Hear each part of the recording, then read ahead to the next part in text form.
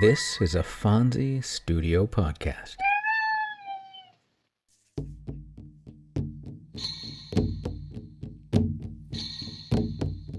Welcome to Tales from the First Nations.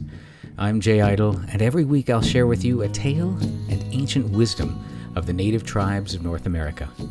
I'll be joined by my cats, Dawa and Fonzie, who will undoubtedly make their presence known at some point, so I might as well just list them as co-hosts. We hope you'll enjoy the tales and wisdom, raise your vibration, and enrich your life with us every week.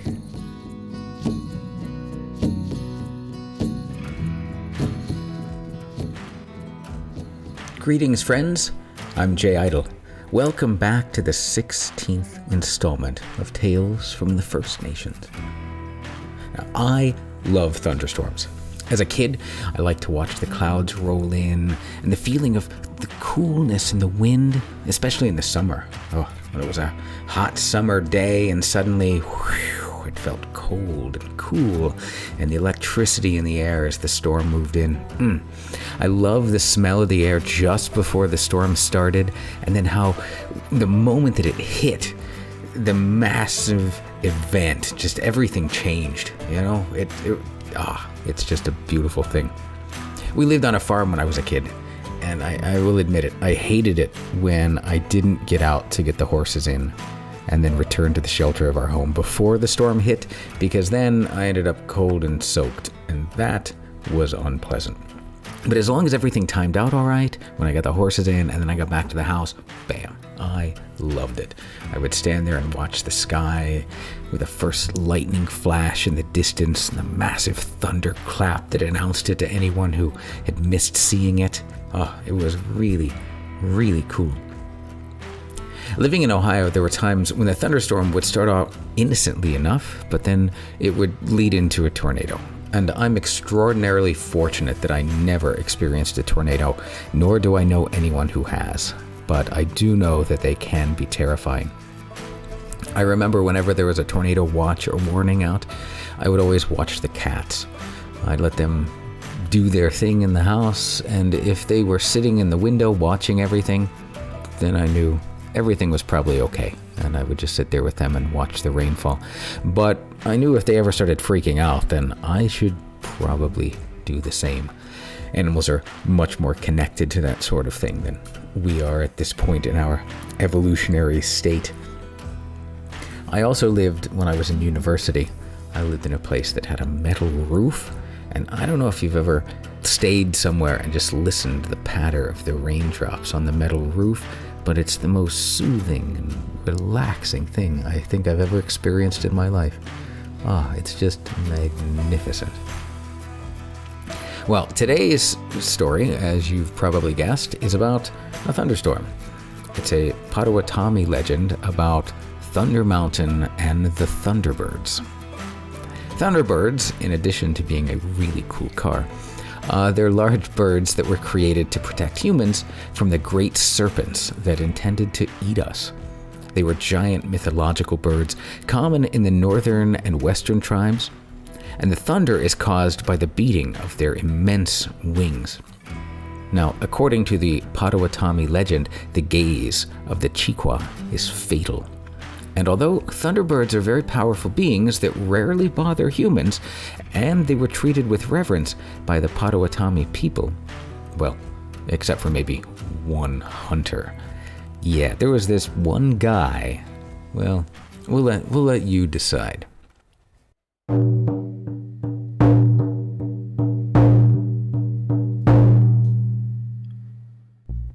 Now, regarding the Thunder Mountain in the western part of Marietta County, thunder is a large bird, like an eagle, only much larger.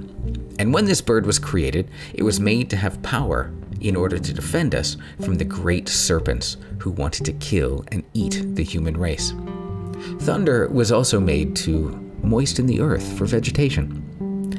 Thunders, we called these great birds. One of them was called Chequa, and the mountain we call Bikwaki. So Thunder Mountain is Chequa Bikwaki. I think, and I hope that I'm pronouncing that correctly.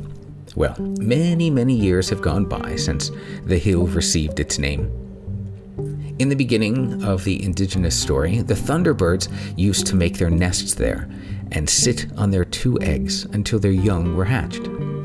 Some Indians, many years ago in the summertime, visited the hill and were surprised to find several pairs of young thunders.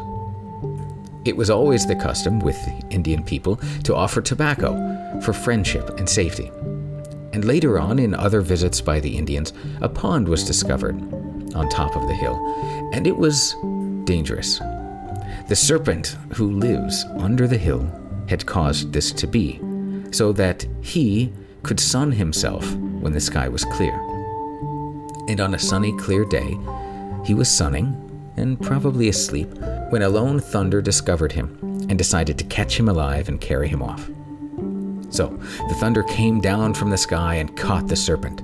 The thunder would carry him high. The serpent, struggling, would carry the thunder back down to the ground.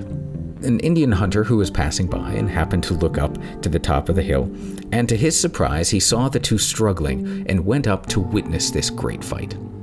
He was noticed by them, and the thunderbird spoke and said, "My friend, help me and shoot the serpent with your arrow, and I will make you a great man."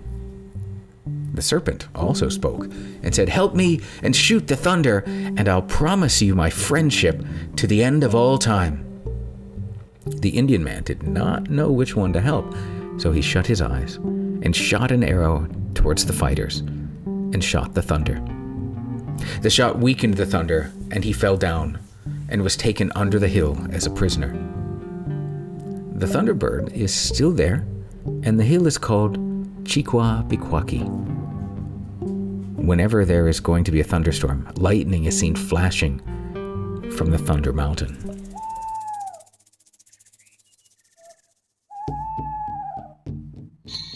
I guess we can all make our own decision, but if I had been in the place of the hunter, I think I would have sided with my longtime ally instead of the serpent who had been the villain that my friend had protected me from.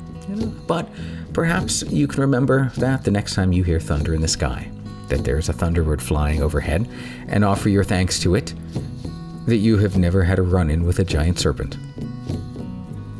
I offer my thanks to you for joining me on my journey and on this podcast. For more great stories just like this one, you can check out the Jaguar Bird channel on YouTube. There are so many wonderful videos on there on so many different topics. So check them out. You're going to love it. And of course, join me here next week with another story on Tales from the First Nations. I'm Jay Idle, and I'll talk to you next time. Music is provided by my dear friend Scott Brocklesby, who provided the open and closing theme, and our podcast image was created by my friend Mark Lawton. We will see you next time. All right, that's it. How'd we do, Dawa? Phones? Excellent. Then I'll share it.